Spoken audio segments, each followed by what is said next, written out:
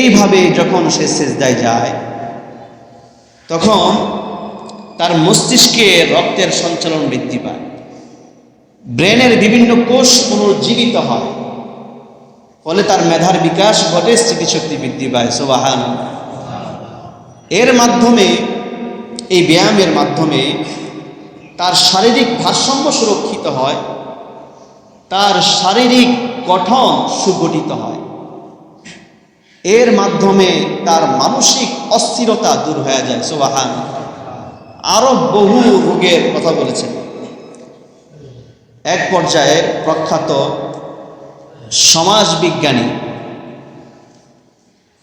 সমাজবিজ্ঞানী vice admiral তার লিখিত গ্রন্থ আসবোন মোর দি ভয়েসের মধ্যে উল্লেখ করেছেন যে নামাজের মধ্যে যে একাগ্রতা, যে নম্রতা, বিনয়তা, এটা নামাজের শুধু অংশ নয়, বরং এটা তো শক্তির উৎস, শান্তির অংশ। সুবহানাল্লাহ। তিনি বলেন, কেউ যদি আধ্যাত্মিকতার ক্ষেত্রে পরিপূর্ণ উচ্চতায় পৌঁছতে চায় তাহলে আমি তাকে পরামর্শ দিব, তুমি নামাজ পড়ো, তুমি নামাজ। আল্লাহ রাব্বুল আলামিন আমাদেরকে মুসলমান বানিয়েছেন, এটা আল্লাহ তাআলার পক্ষ থেকে আমাদের উপরে অনেক বড় নিয়ামত, ঠিক না? একজন মানুষ মুসলমান হওয়ার পরে তার উপরে সবচেয়ে বড় যে দায়িত্ব সেটা কি? নামাজ। সবচেয়ে গুরুত্বপূর্ণ বিধান কি? নামাজ। এই জন্য রাসূলুল্লাহ সাল্লাল্লাহু আলাইহি ওয়াসাল্লাম বলেছেন, বুনিয়াল ইসলামু আলা খামসিন শাহাদাতি আল্লা ইলাহা ইল্লাল্লাহ ওয়া ইকামিস সালাতি ওয়া ইতাইজ যাকাতি ওয়া সাওমি রমাদান ওয়াল হজ্জি মান ইসতাতা ইলাইহি সাবিলা। যে ইসলামের খুঁটি হচ্ছে পাঁচটা। ঈমান আনার পরে তার সর্বপ্রথম কাজ হচ্ছে কি করা? নামাজ আদায় করা। আমরা সকলে জানি একটা বিল্ডিংয়ের অনেকগুলো পিলার থাকে, তার মধ্যে গুরুত্বপূর্ণ কিছু পিলার থাকে, সেগুলো অবশ্যই থাকতে হবে। যদি সেগুলো না থাকে তাহলে সেই বিল্ডিং টেকসই হবে না, যে কোনো মুহূর্তে ভেঙে যেতে পারে, ঠিক না ঠিক? এই জন্য বর্ণনায় পাওয়া যায়, হযরত ওমর রাদিয়াল্লাহু তাআলা আনহু বলেছেন, আস-সালাতু ইমাদুদ্দিন ফামান আকামাহা আকামাদ-দ্বীন ওয়া মান হাদামাহা হাদামাদ-দ্বীন। এই নামাজ হচ্ছে দ্বীন ইসলামের খুঁটি। যে এই খুঁটির যত্ন নিবে সে এই দ্বীন ইসলামের যত্ন নিবে, আর যে এই খুঁটির যত্ন নিবে না সে দ্বীন ইসলামকে ধ্বংস করে দিবে। আর এক হাদিসের মধ্যে রাসূলুল্লাহ সাল্লাল্লাহু আলাইহি ওয়াসাল্লাম বলেছেন, রাসুল আমরি আল ইসলাম ওয়া উমুদুহু আস-সালাত। যত ধর্ম আছে তার মধ্যে মৌলিক এবং শাশ্বত ধর্ম হচ্ছে ইসলাম, আর এই ইসলামের মূল খুঁটি হচ্ছে নামাজ। নামাজ কত গুরুত্বপূর্ণ একটি ইবাদত। দুনিয়ার মধ্যে যত ইবাদত আছে প্রায় সকল ইবাদতের বিকল্প আছে না নাই? আপনি অসুস্থ হয়ে গেছেন, বার্ধক্যজনিত রোগে আক্রান্ত হয়েছেন, অথবা আপনি এখন মুসাফির, তাহলে আপনাকে এই অবকাশ দেওয়া আছে, আপনি রোজা এখন না রাখতে পারলেও পরে রাখতে পারবেন, পরেও যদি রাখতে না পারেন তাহলে ফিদিয়া দিতে পারবেন। আপনি মুসাফির, নামাজ, রোজা আপনি এখন রোজা রাখতে না পারলেও পরে রোজা রাখার অবকাশ আছে, আপনাকে রুখসত দেওয়া আছে মুসাফির হিসাবে। হজ ফরজ হয়েছে, তাৎক্ষণিক পালন করতে পারছেন না, পরে পালন করার অবকাশ আছে। যাকাত ওয়াজিব হয়েছে, তাৎক্ষণিক পালন করতে পারছেন না, শর্ত শারাইতের কারণে, পরবর্তীতে পালন করার অবকাশ আছে না নাই? কিন্তু নামাজ, আপনি অসুস্থ, আপনি সুস্থ, আপনি দাঁড়াতে পারেন না, আপনি বসতে পারেন না, আপনার হুঁশ জ্ঞান সব কিছু আছে, নামাজ আপনার করতেই হবে। রাসূলুল্লাহ সাল্লাল্লাহু আলাইহি ওয়াসাল্লাম বলেছেন, সাল্লি কাইমান, নামাজ পড়ো, দাঁড়িয়ে পড়ো। তুমি অসুস্থ, দাঁড়িয়ে পড়তে পারছো না, তাহলে তুমি ফাসাল্লি কাইদান, বসে পড়ো। আরো বেশি অসুস্থ, বসতেও পারছো না, ফাআলা জাম্বি তুমি ইমাম, তাহলে প্রয়োজন হলে তুমি ইশারা ইঙ্গিতে নামাজ আদায় করো। তাহলে নামাজের বিকল্প আছে? আরো জোরে বলেন আছে? নামাজের বিকল্প নেই। কতটা গুরুত্বপূর্ণ বিধান হলে এটার বিকল্প নেই। এই জন্য কোরআনের মধ্যে, হাদিসের মধ্যে বহু জায়গায় আল্লাহ রাব্বুল আলামিন এবং রাসূল আরবি সাল্লাল্লাহু আলাইহি ওয়াসাল্লাম বারবার বলেছেন, আকিমুস সালাতা ওয়া আতুজ যাকাত, আকিমুস সালাতা ওয়া আতুজ যাকাত, হাফিযু আলাস সালাওয়াতি ওয়াস সালাতিল উসতা ওয়া কুমু লিল্লাহি কানিতিন ওয়ারকাউ মা'আর রাকিঈন। কোরআনের প্রায় ৮২টি জায়গায় এবং আহাদিসে নববিয়ার প্রায় ১০০টি জায়গায় সরাসরি নির্দেশ এসেছে, নামাজ পড়ো, নামাজ পড়ো, নামাজ পড়ো, সিজদা করো, রুকু করো। তাহলে এর দ্বারা বোঝা যায় গুরুত্ব কম না বেশি? কোরআনের মধ্যে যদি একবার নির্দেশ দেওয়া হয় সেটা পালন করা ফরজ হয়। হাদিসের মধ্যে যদি জোরালোভাবে একবার নির্দেশ দেওয়া হয় সেটা পালন করা ফরজ হয়ে যায়। সেখানে আল্লাহ রাব্বুল আলামিন নামাজের ক্ষেত্রে ৮২ জায়গায় নির্দেশ করেছেন, মুমিন ইমানদার মানুষ তুমি নামাজ আদায় করো। তাহলে বোঝা গেল গুরুত্ব কম না বেশি? গুরুত্ব অনেক বেশি।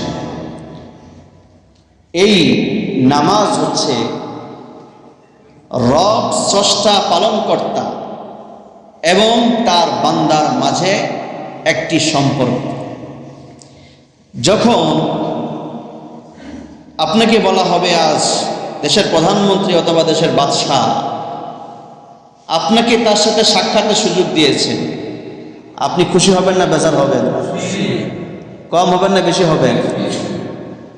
যদি ছোট্ট একটা জায়গার, ছোট্ট একটা ভূখণ্ডের রাজা বাদশার সাক্ষাতে আপনি এত ধন্য হন, এত খুশি হন, সকল বাদশাহদের বাদশাহ দয়াময় আল্লাহ তাআলা, তার সাক্ষাতে আপনি খুশি কম হবেন না আরো বেশি হবেন? কম বেশি না অনেক বেশি? অনেক বেশি। এই নামাজ হচ্ছে রবের সাথে বান্দার সাক্ষাৎ। সুবহানাল্লাহ। রাসূলুল্লাহ সাল্লাল্লাহু আলাইহি ওয়াসাল্লাম মেরাজে আল্লাহ তাআলার সাথে সাক্ষাৎ পেয়েছেন। বান্দাদের পক্ষে তা সম্ভব নয়। রাসূল বলেছেন, বান্দা সালাতু মিরাজ, এই নামাজই হচ্ছে মুমিনদের মেরাজ। নামাজ পড়ো, তাহলে তার মানে তুমি তোমার রবের সাথে, সৃষ্টিকর্তার সাথে সাক্ষাৎ করছো। সুবহানাল্লাহ। ভিতরে আর অনেক ব্যাখ্যা আছে। তাহলে এই নামাজ হচ্ছে রবের সাথে বান্দার সম্পর্ক, বান্দার সাক্ষাৎ, গভীর সেতুবন্ধন। এই নামাজের অনেক হিকমত আছে। আল্লাহ রাব্বুল আলামিন যত বিধান দিয়েছেন প্রত্যেকটা বিধানের কি আছে? হিকমত আছে। এখন হিকমত আমি জানি বা না জানি, আমি বুঝি বা না বুঝি, মানি বা না মানি, অবশ্যই হিকমত আছে। লা ইউসআলু আম্মা ইয়াফআলু ওয়া হুম ইউসআলুন। আল্লাহ বলছেন, স্রষ্টা কি করবেন বা না করবেন বান্দাকে জিজ্ঞেস করা হবে না, এগুলো বান্দার কাজ নয়। বান্দার কাজ হচ্ছে, স্রষ্টা বলেছেন করতে, বান্দার কাজ বান্দা করবে। নিষেধ করেছেন, বারণ করেছেন, বান্দার কাজ হচ্ছে বিরত থাকবে। আর জিজ্ঞেস করা হবে বান্দাকে, বান্দা পালন করছে কি করে নাই, আমল করছে কি করে নাই। তবে বিভিন্ন গবেষণায় উঠে এসেছে, মার্কিন গবেষণা, বিংহ্যামটন ইউনিভার্সিটির একদল গবেষক দীর্ঘ গবেষণা, পর্যবেক্ষণ, পরীক্ষা নিরীক্ষার মাধ্যমে তারা বলেন যে নামাজ একটা ব্যায়াম। তাদের ভাষায় কি? একটা ব্যায়াম। এমন একটি ব্যায়াম যেই ব্যায়ামের মাধ্যমে মানুষের শারীরিক ও মানসিক অনেক উন্নতি সাধন হয়। সুবহানাল্লাহ। এর মাধ্যমে বহু রোগের নিরাময় সম্ভব হয়। হার্টের সমস্যা দূর হয়, মানসিক রোগ, মস্তিষ্কের রোগ, স্নায়বিক রোগ, অবসাদজনিত অস্থিরতা রোগ, এছাড়া গোড়া, বিভিন্ন জোড়া, গিরা, হাড়ের রোগ, এগুলো উপশম হয়। মস্তিষ্কে পেশিতে রক্ত সঞ্চালন বৃদ্ধি পায়। তারা বলে যে একজন মানুষ যখন রুকুতে যায়, ব্যায়ামে যায়, রুকুতে যায়, তখন তার কোমর, তার ঘাড়, তার পিঠের রগগুলো কি পেশিগুলো সম্প্রসারিত হয়, ফলশ্রুতিতে রক্তের সঞ্চালন বৃদ্ধি পায়, যার মাধ্যমে তার যে ব্যথাগুলো এগুলো আস্তে আস্তে উপশম হতে থাকে। এইভাবে যখন সে সিজদায় যায় তখন তার মস্তিষ্কে রক্তের সঞ্চালন বৃদ্ধি পায়, ব্রেনের বিভিন্ন কোষ পুনরুজ্জীবিত হয়, ফলে তার মেধার বিকাশ ঘটে, স্মৃতিশক্তি বৃদ্ধি পায়। সুবহানাল্লাহ। এর মাধ্যমে, এই ব্যায়ামের মাধ্যমে তার শারীরিক ভারসাম্য সুরক্ষিত হয়, তার শারীরিক গঠন সুগঠিত হয়, এর মাধ্যমে তার মানসিক অস্থিরতা দূর হয়ে যায়। সুবহানাল্লাহ। আরো বহু রোগের কথা বলেছেন। এক পর্যায়ে প্রখ্যাত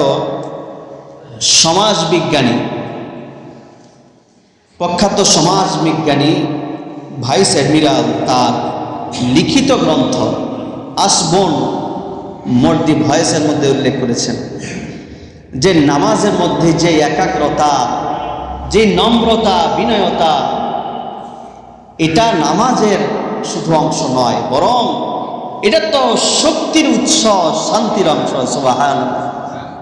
তিনি বলেন, কেউ যদি আধ্যাত্মিকতার ক্ষেত্রে পরিপূর্ণ উচ্চতায় পৌঁছতে চায় তাহলে আমি তাকে পরামর্শ দিব, তুমি নামাজ পড়ো, তুমি নামাজ পড়ো, তুমি নামাজ পড়ো। সুবহানাল্লাহ।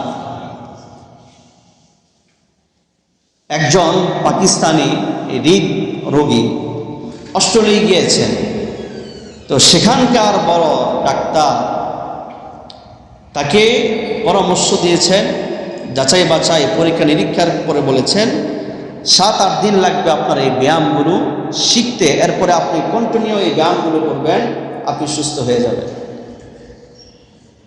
একদিনের মাথায় ওই পাকিস্তানি রোগী ওই ব্যায়ামগুলো কন্টিনিউ করতে পারছে।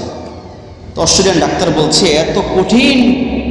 এত কঠিন ব্যায়াম আপনি কিভাবে এত দ্রুত আয়ত্ত করতে পারলেন, অথচ আমার এখানে যারা আসে 7-8 দিন 9 দিন পর্যন্ত লেগে যায়। তখন তিনি বললেন, এটা তো আসলে ব্যায়াম নয়, এটা তো হচ্ছে আমাদের ধর্মের গুরুত্বপূর্ণ একটি বিধান, নামাজ। সুবহানাল্লাহ। তাহলে বলার উদ্দেশ্য হচ্ছে মেডিকেল ভাষা, মেডিকেল সায়েন্সে যে একজন মানুষের অন্তরে যখন প্রশান্তি অনুভূত হয় তখন তার গোটা বডির প্রত্যেকটা অঙ্গ প্রত্যঙ্গের মধ্যে বহুগুণের শক্তি বৃদ্ধি পায়, যেই অঙ্গ প্রত্যঙ্গের শক্তিগুলো তার শারীরিক সুস্থতার ভিত্তি হিসাবে কাজ করে। আর এটা সম্ভব হয় শুধুমাত্র নামাজের মাধ্যমে। সুবহানাল্লাহ। তাহলে নামাজের ফজিলত আখিরাতের দিক বাদ দিয়ে যদি দুনিয়ার দিক চিন্তা করি, কম না বেশি? অনেক বেশি না অল্প বেশি? অনেক বেশি। এই জন্য নামাজ এটা আমাদের জন্য পড়ার জরুরি, গুরুত্বপূর্ণ। এছাড়াও আল্লাহ রাব্বুল আলামিন এই নামাজের বহু পুরস্কার, বহু উপকারের কথা ঘোষণা করেছেন। 1 নাম্বার উপকারিতার কথা বলেছেন সূরা বাকারার 153 নম্বর আয়াত। আল্লাহ রাব্বুল আলামিন বলছেন, ইয়া আইয়ুহাল্লাযীনা আমানু ইসতাঈনু বিস-সাবরি ওয়াস-সালাহ। আল্লাহ তাআলা বলছেন, হে ঈমানদারগণ, তোমরা সাহায্য কামনা করো আল্লাহ তাআলার কাছে বিস-সাবরি ওয়াস-সালাহ, ধৈর্য এবং নামাজের মাধ্যমে। দুনিয়ার মধ্যে যখন আমরা কোনো পেরেশানিতে পড়ে যাই, টাকার দরকার হয়, পয়সার দরকার হয়, বিভিন্ন আসবাবপত্র এবং জিনিসপত্রের প্রয়োজন হয়, নানা সময়ে সামাজিক পারিবারিক ক্ষেত্রে বিভিন্ন ব্যক্তির দ্বারস্থ হতে হয়, ঠিক না বেঠিক? কিন্তু আল্লাহ রাব্বুল আলামিন বলছেন, বান্দা সবার আগে তুমি কি করো? রবের কাছে তোমার এই দুঃখ, এই বিষয়টা শেয়ার করো। তোমার এই জিনিসটার প্রয়োজন হয়েছে বাবার কাছে চাওয়ার আগে, মায়ের কাছে চাওয়ার আগে, কোন ব্যক্তির কাছে চাওয়ার আগে কার কাছে চাইবা? আল্লাহ তাআলার কাছে। কে বলে? আল্লাহ তাআলা বলে ইস্তাঈনু বিস-সাবরি ওয়াস-সালাহ। ইস্তাআন মানে সাহায্য কামনা করা, সাহায্য চাওয়া। কিন্তু দুনিয়ার মানুষ তারা তো আল্লাহর কাছে চায় না, চায় কার কাছে? মানুষের কাছে চায়। মানুষকে তো আল্লাহ তাআলা আসবাব বানিয়েছেন। আল্লাহ তাআলা তার সরাসরি আমাকে আপনাকে দিয়ে দিবেন না, আল্লাহ তাআলা আসবাবের মাধ্যমেই দিবেন। কিন্তু বান্দার সাথে রবের সাথে যে কানেক্টিং হওয়া দরকার এটা তো নাই, আর এটা হবে নামাজের মাধ্যমে। এই জন্য রাসূলুল্লাহ সাল্লাল্লাহু আলাইহি ওয়াসাল্লাম যখন কোনো প্রয়োজনের সম্মুখীন হতেন, আবু দাউদ শরীফের 1319 নম্বর হাদিস, ইদা হাযাবাহু আমরুন, যখন কোনো প্রয়োজন দেখা দিত বা কোনো সমস্যায় পড়ে যেতেন, সাল্লাহ, আরেক riwayate এসেছে ফাজা ইলা সালাত, সাথে সাথে কোথায় যেতেন? নামাজে চলে যেতেন, নামাজে দাঁড়িয়ে যেতেন। কোনো প্রয়োজন পড়লেই নামাজ, কোনো সমস্যার সম্মুখীন হলে নামাজ, কোনো পেরেশানিতে পড়ে গেলে নামাজ। আবু দাউদ শরীফের 49-86 নম্বর হাদিস, এক সাহাবী মুহাম্মদ ইবনে হানাফিয়া রাহমাতুল্লাহি আলাইহি তিনি বলছেন, ইনতালাকতু আনা ওয়া আবি ইলা সাইয়্যিদিল আনামিল আনসার, আমি আমার বাবা সহ আমার শ্বশুর বাড়ির এক প্রতিবেশীকে দেখতে গেলাম। অসুস্থ মানুষ, নাউদুহু, অসুস্থ মানুষকে দেখা বিধান কি শরীয়তে? অসুস্থ মানুষকে কেউ যদি দেখতে যায়, একটা হচ্ছে শরীয়তের বিধান, হচ্ছে সুন্নত। রাসূলুল্লাহ সাল্লাল্লাহু আলাইহি ওয়াসাল্লাম বলেছেন, কেউ যদি অসুস্থ রোগীকে দেখতে যায়, আল্লাহ তাআলা সেই সকাল থেকে সন্ধ্যা পর্যন্ত 70,000 ফেরেশতা নিয়োজিত করে রেখেছেন, যেই 70,000 ফেরেশতা ওই ব্যক্তির জন্য দোয়া করতে থাকে। সুবহানাল্লাহ। তো ওই সাহাবী শ্বশুর বাড়িতে তার এক প্রতিবেশীকে দেখতে গেলেন, নাউদুহু, বর্ণনার মধ্যে এসেছে ফাহাদারাতুস সালাহ, নামাজের সময় হয়ে গেছে। কিসের সময় হয়েছে? নামাজের সময় হয়ে গেছে। ফাকালা ইয়া জারিয়াতু তুনি বিউদুইন লাআল্লি উসাল্লি ফাস্তারিহা। ওই অসুস্থ ব্যক্তি বলতেছেন, তার এক ঘরের মধ্যে ছোট একটা মেয়েকে বলতেছে, অজুর পানি নিয়ে আসো। কি নিয়ে আসো? অজুর পানি নিয়ে আসো। আমরা অসুস্থ হলে কি করি? নামাজ ছেড়ে দিই, ঠিক না? নামাজ ছেড়ে দিই, নামাজ পড়ি না। নামাজের কথা বললে কি রেগে মেগে ফায়ার হয়ে যায়, ঠিক না বে ঠিক? ওই অসুস্থ ব্যক্তি বলছেন, পানি নিয়ে আসো, উজু করবো। ফাস্তারিহা, নামাজ পড়ে আমি প্রশান্তি অর্জন করবো। সুবহানাল্লাহ। এখন যারা দেখতে আসছেন তারা বলতেছেন, ফাআনকারনা আলাইহি যালিক, আমাদের কাছে খারাপ লাগলো, এই অসুস্থ মানুষ, নামাজের তারও সময় আছে, তাড়াহুড়ার কি আছে? তখন তিনি আমাদের এই অবস্থা দেখে বললেন, ফাকালা সামি'তু an-নাবিয়্য সাল্লাল্লাহু আলাইহি ওয়াসাল্লাম, এ আমার সহপাঠীরা তোমরা শোনো, আমি বিশ্বনবী মুহাম্মদুর রাসূলুল্লাহ সাল্লাল্লাহু আলাইহি ওয়াসাল্লামকে এই কথা বলতে শুনেছি, কুম ইয়া বিলাল ফাআকিম ফারিহনা বিস-সালাহ, এ বেলাল তুমি দাঁড়াও, আযান দাও, ইকামত দাও, আর নামাজের মাধ্যমে আমাদেরকে শান্তি প্রদান করো। সুবহানাল্লাহ। তাহলে প্রথম পুরস্কার, প্রথম ফজিলত, প্রথম উপকারিতা হচ্ছে নামাজের মাধ্যমে অন্তরে প্রশান্তি অনুভূত হয়, ঠিক না বে ঠিক? দুনিয়ার মধ্যে মানুষকে আল্লাহ তাআলা সৃষ্টি করেছেন, তার ফিতরতিভাবে, জন্মগতভাবে তার মধ্যে অস্থিরতা কাজ করে, ঠিক না বে ঠিক? সূরা মাআরিজের মধ্যে আল্লাহ তাআলা বলেন, ইযা মাসাহুশ শাররু জাযুআ ওয়া ইযা মাসাহুল খায়রু মানুআ। মানুষকে যখন অকল্যাণ পেয়ে বসে, যখন সে পেরেশানিতে পড়ে যায়, তখন তার অস্থিরতা আরো বহুগুণে বৃদ্ধি পায়। ওয়া ইযা মাসাহুল খায়রু মানুআ, এরপর যখন সে কল্যাণ পেয়ে যায় তখন সে কৃপণ হয়ে যায়, ঠিক না বেঠিক? যখন টাকা নাই তখন বলে টাকা থাকলে এই করব সেই করব, ধন দৌলত থাকলে এই করব সেই করব। এরপরে যখন টাকার মালিক হয়, বাড়ির মালিক হয়, গাড়ির মালিক হয়, তখন আল্লাহর রাস্তায় দান সদকা এমনকি যাকাতের বেলায় তারে খুঁজে পাওয়া যায় না। ঠিক না বেঠিক? আল্লাহ রাব্বুল আলামিন বলেন, ইল্লাল মুসাল্লিন আল্লাযীনা হুম আলা সালাতিহিম দাঈমুন, তবে যারা 5 ওয়াক্ত নামাজ যথাযথভাবে আদায় করবে তাদের মধ্যে এই ধরনের কৃপণতা আর অস্থিরতা খুঁজে পাওয়া যাবে না। সুবহানাল্লাহ। তাহলে যারা 5 ওয়াক্ত নামাজি, তাদের উপরে যদি লাখ লাখ টাকা যাকাত আসে, যাকাত দিতে কোনটা বোধ করবে না। ঠিক না বেঠিক?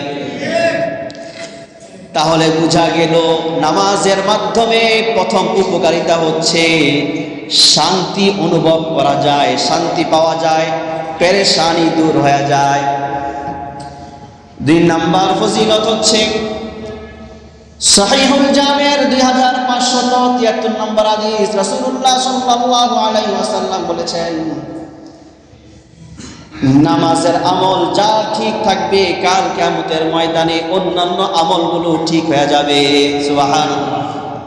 আউয়ালু মা ইউহাসাবু বিহিল আবদু ইয়াওমাল কিয়ামাতিস সালাহ ফাইদা সালুহাত সালুহা সাইরু আমালিহি ওয়া ইদা ফাসাদাত ফাসাদাত সাইরু আমালিহি।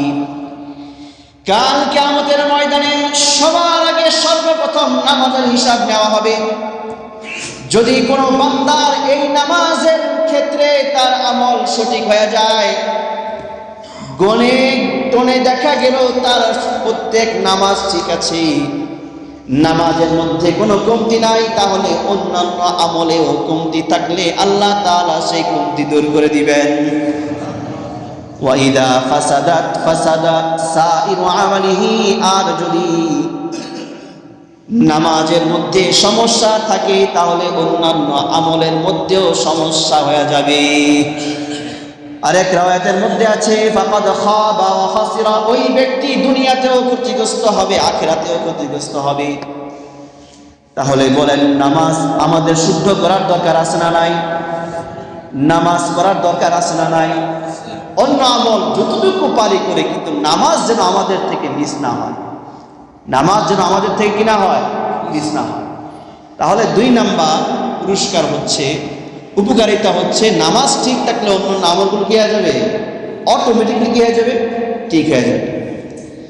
3 নাম্বার হচ্ছে নামাজি ব্যক্তিকে আল্লাহ তাআলা জান্নাতে প্রবেশ করাবেন। সুবহানাল্লাহ। আল্লাহ তাআলা ওয়াদা করেছেন, আল্লাহ তাআলা নিজে জিম্মাদার হয়ে গেছেন, জিম্মাদারি নিয়ে নিছেন যে যেই ব্যক্তি 5 ওয়াক্ত নামাজ আদায় করবে সঠিকভাবে, আল্লাহ তাআলা তাকে জান্নাতে প্রবেশ করাবেন। সুবহানাল্লাহ। আবু দাউদ শরীফের হাদিস নাম্বার 1420, عن عبادة بن الصامت رضي الله عنه قال قال رسول الله صلى الله عليه وسلم 5 صلوات كتبهن الله على العباد। রাসূল আরবি সাল্লাল্লাহু আলাইহি ওয়াসাল্লাম বলছেন, 5 ওয়াক্ত নামাজ আল্লাহ তাআলা ফরজ করেছেন বান্দাদের উপরে। কয় ওয়াক্ত নামাজ বলেন না? কয় ওয়াক্ত নামাজ? ফজর আছে না নাই? ফজর আছে, আসর আছে। ফামান জা বিহিন্না, যেই ব্যক্তি এই 5 ওয়াক্ত নামাজ যথাযথভাবে আদায় করবে, সঠিকভাবে আদায় করবে,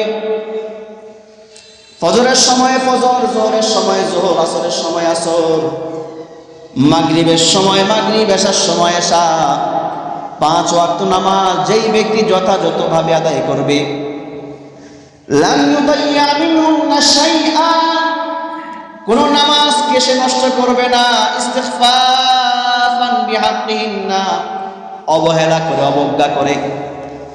আমাদের সমাজে নামাজকে অবহেলা করা হয় কি হয় না?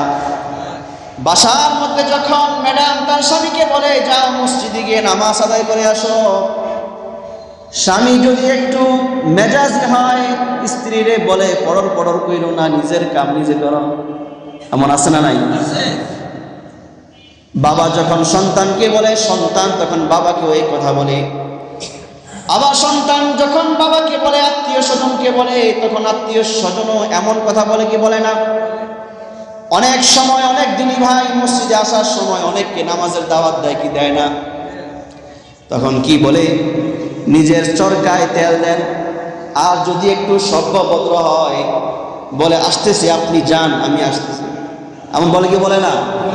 পরে কিন্তু আর নামাজে পাওয়া যায় না। পাওয়া যায়? পরে আর নামাজে পাওয়া যায় না। এটাই হচ্ছে অবাধ্য করা। রাসূলুল্লাহ সাল্লাল্লাহু আলাইহি ওয়াসাল্লাম বলেন, নামাজ পড়বে, 5 ওয়াক্ত নামাজ যথাসময়ে আদায় করবে। নামাজের ব্যাপারে কোনো ধরনের উদাসীনতা দেখাবে না, কোনো ধরনের অবজ্ঞা করবে না। কানা লাহু আলাল্লাহি আহাদুন, আল্লাহ তাআলা এই ওয়াদা করেছেন, আইয়ুদখিলাহুল্লাহুল জান্নাহ, আল্লাহ তাআলা তাকে জান্নাতে প্রবেশ করাবেনই। সুবহানাল্লাহ। তাহলে আল্লাহ যদি এই জিম্মাদারি নিয়ে নেন, তাহলে আমার আর আপনার দুনিয়াও সফল, আখিরাতেও সফল, ঠিক না বেটি? তাহলে কি করতে হবে বলেন? 5 ওয়াক্ত নামাজ আদায় করতে হবে। এবং কাউকে যদি দাওয়াত দেওয়া হয় তাহলে তাকে সোহাগ আনতে হবে, নিয়ে আসতে হবে। আর যদি কেউ আমাকে দাওয়াত দেয় তাহলে তার সাথে নামাজে যেতে হবে। নাকি এদিক সেদিক কথা বলা যাবে? এদিক সেদিক কথা বলা যাবে। আমাদের সমাজের মধ্যে বহু জায়গায় এমন আছে, বাস্তবিক পক্ষে এতটাই অবজ্ঞা করা হয় নামাজকে, মানে তার কথার ধরন দেখলেই বোঝা যায়। 4 নাম্বার হচ্ছে, এই নামাজ আদায় করলে গুনাহ মাফ হয়। কি হয়? গুনাহ মাফ হয়। সুবহানাল্লাহ। গুনাহ তো অনেক আমলের মাধ্যমে মাফ হয়, নামাজের মাধ্যমে কি হয়? গুনাহ মাফ হয়। মুসলিম শরীফের 443 নম্বর হাদিস, হযরতে আবু হুরায়রা রাদিয়াল্লাহু তাআলা আনহু বলেন, ক্বালা রাসূলুল্লাহ সাল্লাল্লাহু আলাইহি ওয়াসাল্লাম, আস-সালাওয়াতুল খামসু, 5 ওয়াক্ত নামাজ।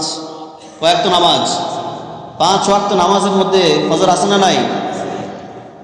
ওয়াল জুমআতু ইলাল জুমআতি, এক জুমা থেকে আরেক জুমা। ওয়া রমাদানু ইলা রমাদান,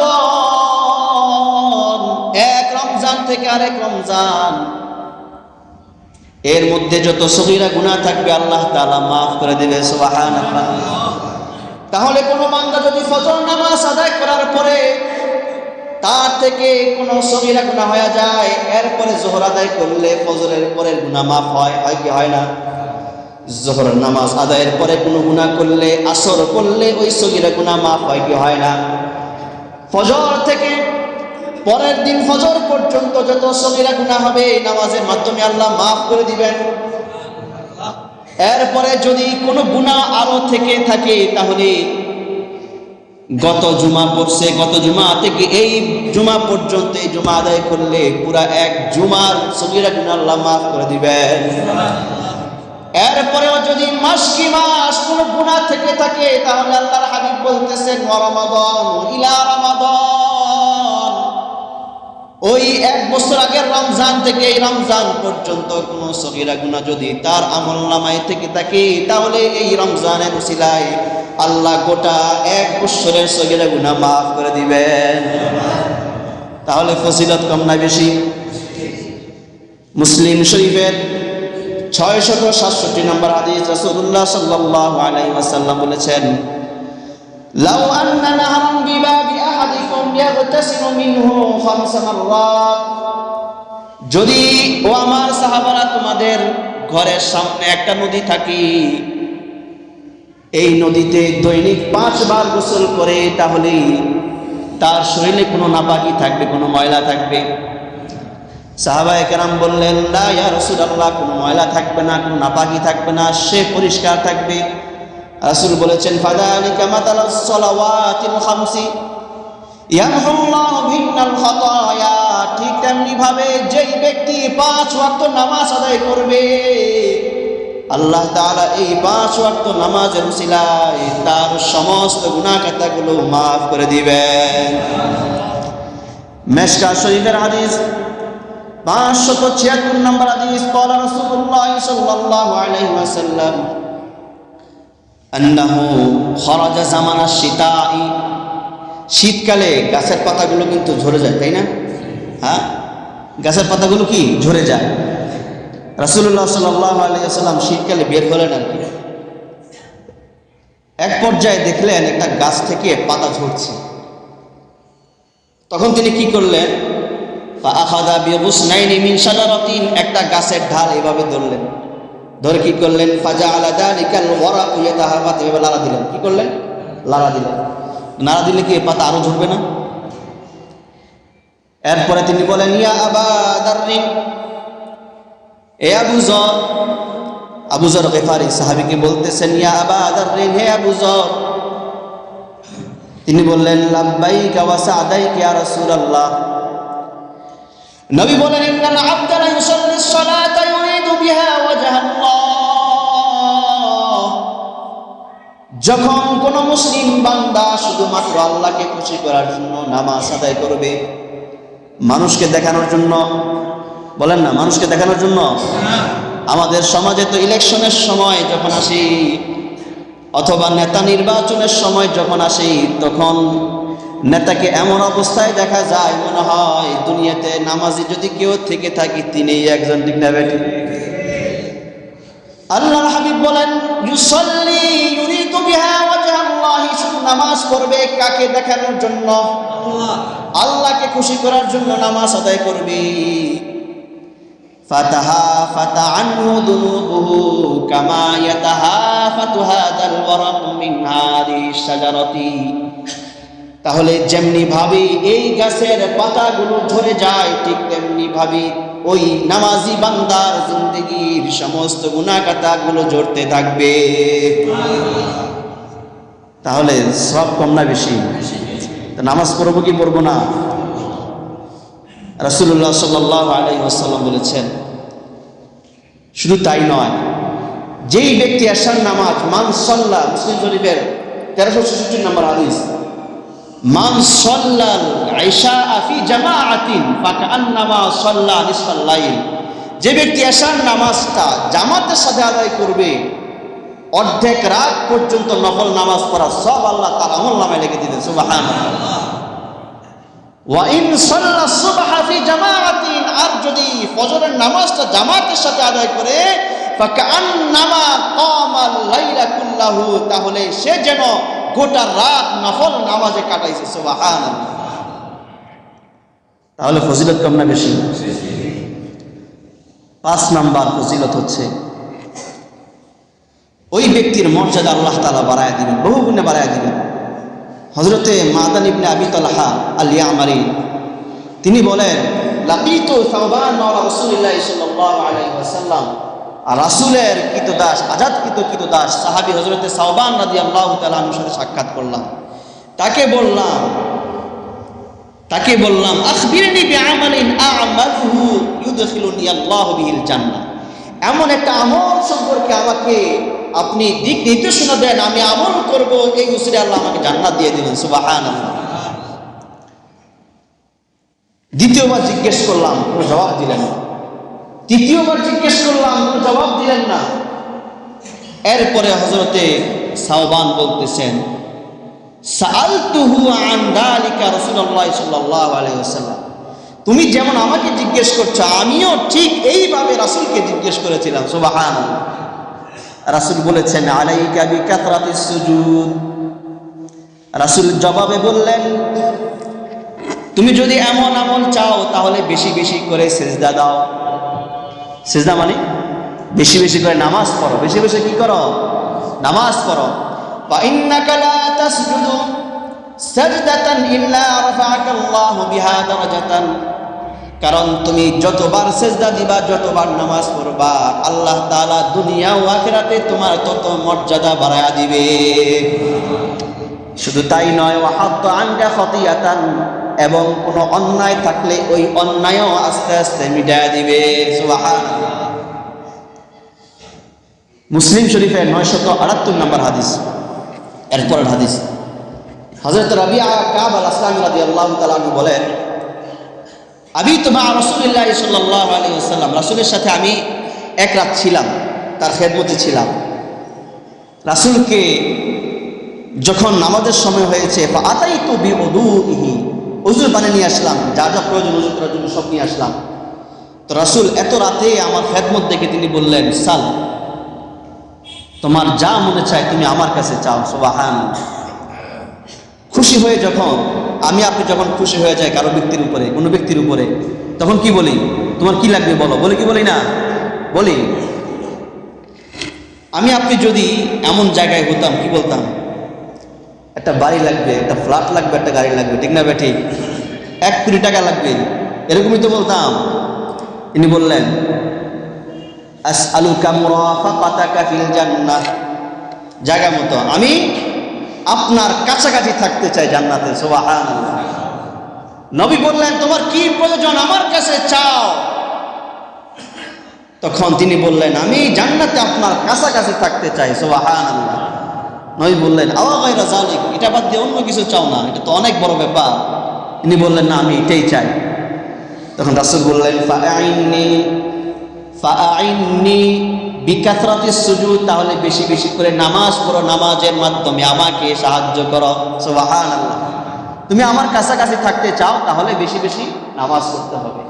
তাহলে বলেন, শুধু মুখে মুখে আশেকে রাসূল, নবীর আশেক বললে কি আশেক হয়ে যায়? আমাদের দেশে কিছু বন্ড বদমাইশ প্রতারক আছে, নামাজে কোনো ধার ধারে নেই। এমন আছে না নাই? নামাজের বেলায় কোনো খোঁজখবর নাই, আর এমনি দিব্যি বলে বেড়া, আমি আশেকে রাসূল, আমি এই রাসূল, আমি এই রাসূল। এমন আছে না নাই? এগুলো বদমাইশ, এগুলো কুলাঙ্গার, পিটানো দরকার এদের। বলে নামাজ এটা মনে মনে পড়লো বলে হয়ে আছে। কত বড় বদমাইশ, কথা বুঝে আসছে? তাহলে আশেকে রাসূল কারা? যারা বেশি বেশি নামাজ আদায় করবে, যারা বেশি বেশি নামাজ আদায় করবে, বাস্তবিক পক্ষে রে কি আশেকে রাসূল। এরপরে আরেকটা ফজিলত হচ্ছে যে ফেরেশতারা ওই নামাজি ব্যক্তির জন্য কি করবে? দোয়া করবে। কি করবে? দোয়া করবে। রাসূলুল্লাহ সাল্লাল্লাহু আলাইহি ওয়াসাল্লাম বলেছেন, বুখারী শরীফের 2119 নম্বর হাদিস, হযরতে আবু হুরায়রা রাদিয়াল্লাহু তাআলা আনহু বর্ণনা করেন, যখন কোনো ব্যক্তি ওযু করে, সুন্দর করে ওযু করে মসজিদে আসে শুধু নামাজ পড়ার জন্য, গল্প গুজব করার জন্য না। অনেকে তো শুধু গল্প গুজব করার জন্য, ইস্তেঞ্জা করার জন্য আসে, একটু মসজিদে গিয়ে একটু ঘুমাই, এই জন্য নয়। মসজিদে আসে শুধু নামাজ, লা ইউরিদু ইল্লাস সালাহ, নামাজ ছাড়া কোনো উদ্দেশ্য নয়। এরপরে যখন সে নামাজ পড়ে, ওয়াল মালাইকাতু তুসাল্লি আলাইহি মা দামা ফি মুসাল্লাহু আল্লাযী ইউসাল্লি ফি, যতক্ষণ পর্যন্ত ওই ব্যক্তি মসজিদে নামাজে থাকবে ততক্ষণ পর্যন্ত ফেরেশতারা তার জন্য দোয়া করতে থাকে। সুবহানাল্লাহ। ফেরেশতারা বলে, আল্লাহুম্মা সাল্লি আলাইহি, আল্লাহুম্মা রহমহু। দুইটা দোয়া করে। কয়টা দোয়া? এক দোয়া আল্লাহুম্মা সাল্লি আলাইহি, আয় আল্লাহ তার উপরে আপনি রহমত বর্ষণ করেন। দ্বিতীয় দোয়া, আয় আল্লাহ আপনি তার উপরে দয়াবান হয়ে যান। আচ্ছা, ফেরেশতারা গুনাহগার না? অনেক বড় গুনাহগার, দোয়া করলে কবুল হইব না এমন? মাসুম, দোয়া করলে আল্লাহ তাআলা কি বলে? কবুল করে নেয়। আরেক রাওয়ায়াতের মধ্যে আছে, বুখারী শরীফের 555 নম্বর হাদিস, মহানগরী সাহাবী হযরত আবু হুরায়রা, قال رسول الله صلى الله عليه وسلم يتعاقبون ملائكة بالليل وملائكة بالنهار, দিনে রাতে ফেরেশতারা আগমন করে। কোথা থেকে? আসমান থেকে। কোথায়? পালা বদল করে, কি করে? আগমন করে। ওয়ায়াজতামিউনা ফি সালাতিল আসরি ওয়া সালাতিল ফাজরি, উভয় দল ফজর এবং আসরের সময় কি হয়? একত্রিত হয়। মানে এক দল যায়, এক দল আসে। আল্লাহ তাআলার পক্ষ থেকে নিয়োজিত ফেরেশতা। দুনিয়াতে বান্দারা কি করছে এগুলো খোঁজখবর নেওয়ার জন্য। তো এক দল আসে, আরেক দল যায়। যখন এক দল আসে, আরেক দল যাবে, ওই সময়টা কখন হয়? হয়তো ফজর অথবা কি? ফজর অথবা আসর। ফজর অথবা কি? আসর। তুম্মা ইয়ারুজুল্লাযীনা বাতু ফীকুম, আল্লাহর হাবিব বলেন, এরপরে যারা তোমাদের মাঝে অবস্থান করতেছিল সারাদিন, ফজর থেকে আসর পর্যন্ত এরা চলে যায় উপরে। আবার আসর থেকে যারা ফজর পর্যন্ত অবস্থান করতেছিল তারা চলে যায় কোথায়? উপরে, আল্লাহ তাআলার কাছে। ফায়াসআলুহুমুল্লাহু সুবহানাহু ওয়া তাআলা ওয়া হুয়া আ'লামু বিহিম, আল্লাহ তাআলা ওই সকল ফেরেশতাদেরকে জিজ্ঞেস করে যারা বান্দাদেরকে দুনিয়াতে রেখে আসমানে এসেছে। আল্লাহ জানে কি জানেন না? আরো জোরে বলেন, জানেন কি জানেন না? আল্লাহ তাআলা জানেন। এরপরেও তার ফেরেশতাদেরকে জিজ্ঞেস করতেছেন, এ আমার ফেরেশতারা, কাইফা তারাকতুম ইবাদি, দুনিয়ার মধ্যে আমার বান্দাদেরকে তোমরা কি অবস্থায় রেখে এসেছো? তখন ফেরেশতারা বলে, আয় আল্লাহ, তারাকনাহুম ওয়া হুম ইউসাল্লুন ওয়া আতাইনাহুম ওয়া হুম ইউসাল্লুন।